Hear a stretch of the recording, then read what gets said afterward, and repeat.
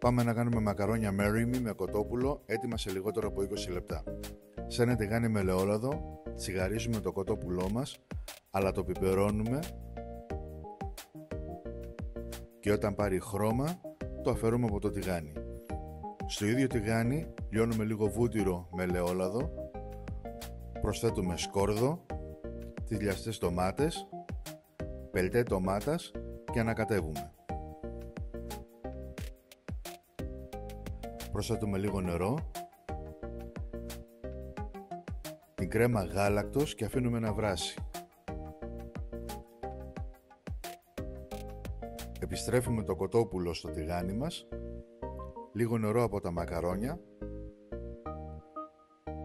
μακαρόνια, ανακατεύουμε καλά, μπόλικη παρμεζάνα και τσακ μπαμ μαμ.